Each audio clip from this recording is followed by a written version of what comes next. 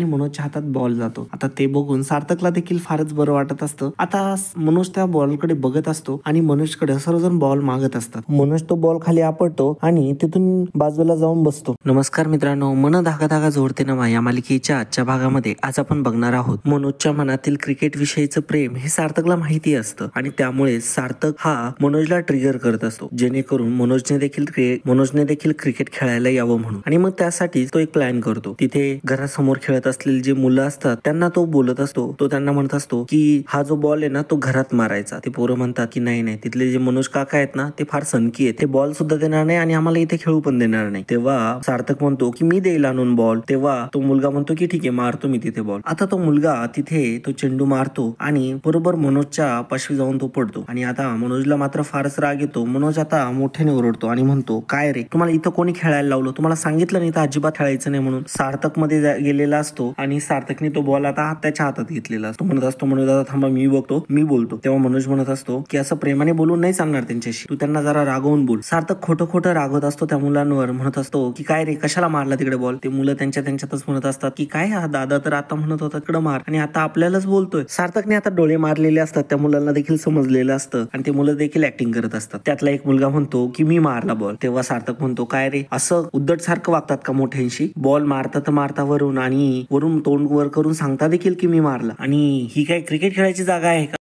मित्रांनो, जर तुम्ही आपला चॅनल रोज बघत असाल आणि तरीसुद्धा अजून सबस्क्राईब केलं नसेल तर प्लीज चॅनलला लगेच सबस्क्राईब करा आणि बेल आयकॉनवर देखील क्लिक करा. धन्यवाद. ग्राउंड वरती जाऊन खेळा. तेव्हा त्यातला एक पोरगा म्हणतो की ग्राउंड वरती खेळण्यासाठी जास्त जण लागतात दादा आणि आम्ही तर इतकेच आहोत, त्यासाठी मोठी टीम लागते तेव्हा शक्य आहे ते खेळणं. आणि मग आता सार्थक म्हणतो हो बरोबर आहे तुमचं बरं का, मोठी टीम लागते खेळायला. बरं मी काय विचारतो मनोज दादा, तुमच्याकडे टीम वगैरे आहे का? तेव्हा मनोज म्हणतो की नाही नाही, माझ्याकडे टीम वगैरे नाहीये आणि मला इतकं सांगायचं इथं अजिबात खेळायचं नाही म्हणून. आणि मग असं बोलून मनोज तिथून निघून जातो. आता तो मुलांना म्हणत असतो की वा रे वा, छानच ऍक्टिंग केली का तुम्ही. बरं आता आपण असं करूया, आता आपल्याला तुम्हाला टीम पाहिजे ना, मी टीम बोलवतो. आणि मग आता सार्थक घरातून बाबा वहिनी सगळ्यांना खाली बोलवतो आणि आता तिथे सगळेजण आलेले असतात. आणि मग मुद्दामच आता सार्थक मोठमोठ्याने म्हणत असतो काय मग वर्तकांच्या घरामध्ये कोणाला क्रिकेट खेळता येतं की नाही, असं जोऱ्याने तो बोलत असतो. आता मनोज हे दरवाजात येऊन बघू लागतो आणि मग हे बघून त्याला त्याचे जुने दिवस आठवतात. या घरातल्यांची टीम बघून ते मुलं त्यांच्यावरती हसत असतात. तेव्हा सार्थक मात्र म्हणत असतो काय रे, वर्तकांवरती हसतात की काय? बरं तुम्ही आता ग्राउंड वरती जा आणि पुढली तयारीला लागा, मी तोपर्यंत बाकीची टीम मॅनेज करतो. आणि असं म्हणून ते मुलं आता तिथून निघून जातात. आणि आता मनोज मात्र हे सगळं काही बघत असतो. सार्थक आनंदी अण्णा त्यांना सांगतो की जा तुम्ही तयारी करून घ्या,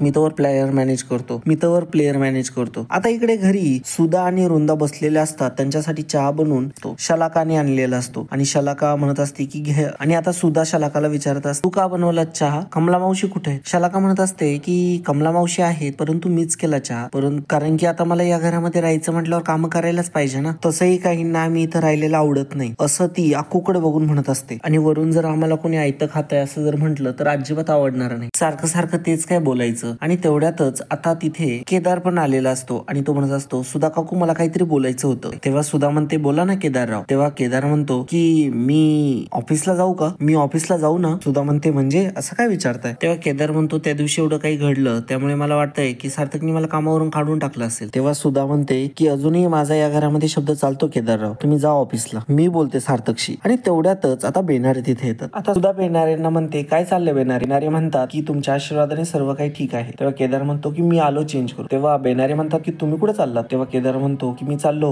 मी पण येतो ना ऑफिसला. तेव्हा बेनारे म्हणतात तुम्ही अजिबात जायचं नाही ऑफिसला. आता केदार मात्र घाबरतो आणि म्हणतो की मी म्हंटलो होतं ना मला सार्थकनी काढून टाकलं असेल. तेव्हा सुद्धा म्हणते काय बोलताय तुम्ही बेनारे? तेव्हा बेनारे म्हणतात की यांचा ऑफिसला जाऊन काही उपयोगच नाही कारण की आज सुट्टी दिली सरांनी. तेव्हा सुद्धा विचारते की आज सण पण नाहीये. तेव्हा बेनारे म्हणतात की नाही आज सण नाहीये परंतु मॅच आहे. तेव्हा ती मॅच कुठं आहे असं विचारते सुद्धा. तेव्हा बेनारे सांगतात ती मॅच आहे आनंदी वर्तक मॅडमच्या घराशेजारी. टीम सार्थक विरुद्ध टीम आनंदी अशी मॅच असणार आहे, तुम्ही पण चला ना असं बेनारे आता त्यांना म्हणत असतो. आता इकडे दुसरीकडे सार्थक आणि आनंदी सगळं रेडी होऊन आता मैदानात उतरलेले असतात. आता ही मॅच घ्यायची म्हटल्यावरती 2 टीम लागणार. आता त्यासाठी 2 कॅप्टन पण लागणार. मग असं करूया मी एका टीमचा कॅप्टन आणि तुम्ही एका टीमचे कॅप्टन, मी सार्थक किंग्स आणि तुम्ही आनंदी क्वीन्स. आनंदी म्हणते की हो ठीक आहे चालेल. आता टीम साठी आता सार्थक आणि आनंदी दोघे उभे राहतात. सगळेजण आता आनंदीच्या टीम मध्ये जात असतात. तेव्हा सार्थक म्हणतो अरे मला पण टीम पाहिजे ना. मग आता सार्थक काहींना तिकडे पाठवतो, काहींना इकडे पाठवतो. तेवढ्यातच आता बेनारे म्हणतात. बेनारे आल्या म्हणत असतो की जिथं बेनारे ते सर्व काम होणार आहे. आणि मग आता बेनारे सोबत घरचे देखील आलेले असतात आणि ऑफिसचे कलिग देखील काही आलेले असतात. आता बेनाऱ्यांना म्हणत असतात तुम्ही कोणत्या टीम मध्ये जाणार असं सार्थक बेनाऱ्यांना विचारत असतो. बेनारे म्हणतात की मी अंपायरिंग करेल. आणि आता शकू देखील म्हणते की मी पण आनंदीच्या साईडने अंपायरिंग करेल. आणि आता तिथे केदार देखील आलेला असतो. तेव्हा आता केदारला जवळ घेऊन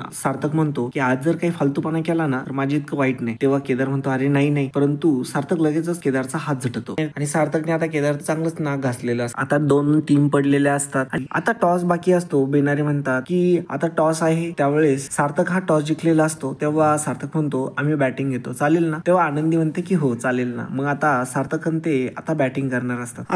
आता मॅचला सुरुवात होणार असते. तेव्हा सार्थक आनंदीला म्हणतो की अहो तुमचा खरा प्लेअर तर बाहेर काढा ना. तिथे लीना पण असते. तो लीनाला म्हणत असतो की तुमचा खरा प्लेअर बाहेर काढा ना, त्याच्याशिवाय ही मॅच अधुरी आहे आणि त्यांच्यासाठीच तर आपण हे सर्व केलंय. तेव्हा आनंदी देखील म्हणत असते की आपल्याला मॅच जिंकायची आहे ना, दादा तर आपल्या बाजूने खेळलाच पाहिजे, तेव्हाच तर हे सगळं शक्य आहे. तू इथे घेऊन ये ना दादाला. तेव्हा लीना म्हणते की ठीक आहे मी प्रयत्न करते. मग लीना आणि सानू तिथे मनोजला आणण्यासाठी जातात. मनोजला डाऊट येऊन द्यायचा नसतो की हे सगळं त्याच्यासाठी आहे. म्हणून लीना खूपच स्मार्टली मनोजला विचारत असते की चला. परंतु मनोज म्हणत असतो की मी क्रिकेट सोडलंय तुला माहिती आहे आणि मी बघायला सुद्धा येणार नाही. असं म्हटल्यानंतर तो खूपच रागवतो आणि लीना तिथून निघून जात. मात्र आता मागे सानू असते. सानू मात्र फारच हट्ट करते. तेव्हा आता मनोजला नाविलाजाने यावं लागतं. आता मॅच खेळण्यासाठी सुरुवात झालेली असते. बेनारे कॉमेंट्री करत असतात आणि खूपच मनोरंजक अशी मॅच ते खेळत असतात. आता मॅच खेळता तेवढ्यात सानूने आता मनोजला तिथं आणलेलं असतं आणि मनोजच्या हातात बॉल जातो. आता ते बघून सार्थकला देखील फारच बरं वाटत असतं. आता मनोज त्या बॉलकडे बघत असतो आणि मनोजकडे सर्वजण बॉल मागत असतात. मनोज तो बॉल खाली आपटतो आणि तिथून बाजूला जाऊन बसतो. आता इकडे वृंदा आणि सुधा ह्या बसलेल्या असतात आणि वृंदा ही सुधाला म्हणत असते की मला तरी वाटतंय की सार्थक आता त्या कचाट्यातून बाहेर नाही निघणार आणि तो कधी येणार पण नाही. तेव्हा मात्र सुधा म्हणत असते तू असं काय बोलते, येईल तो, सार्थक मला बोललाय आणि जर तो नाही आला तर मी त्याला आणायला जाईल. तेव्हा मात्र वृंदा म्हणते की ते काही शक्य नाही, आता तो गेलाय तिकडं आता तिकडचाच झालाय. आणि मित्रांनो अशा प्रकारे आजचा भाग इथे संपतो. पुढील भागामध्ये आपल्याला बघायला मिळणार आहे सुधा ही सार्थकला फोन लावत असते परंतु सार्थक काय फोन घेत नसतो. तेव्हा वृंदा म्हणत असते सांगितलं होतं ना मी की तो तिकडचाच झालाय, आता तो पुन्हा कधी येणार नाही म्हणून. मग मित्रांनो दुसरीकडे इकडे क्रिकेट सुरू असतं. आनंदी बॅटिंग करत असते आणि खेळता सार्थक व आनंदी एकमेकांच्या गळ्यांमध्ये खाली पडतात. एकमेकांचा धक्का लागून एकमेकांच्या मिठीमध्येच खाली पडतात आणि हा खरंच आता एक रोमॅन्टिक सीन असतो. तर मित्रांनो हा एपिसोड तुम्हाला कसा वाटला कमेंटद्वारे नक्की कळवा आणि व्हिडिओला लाईक कमेंट शेअर करायला अजिबात विसरू नका. धन्यवाद.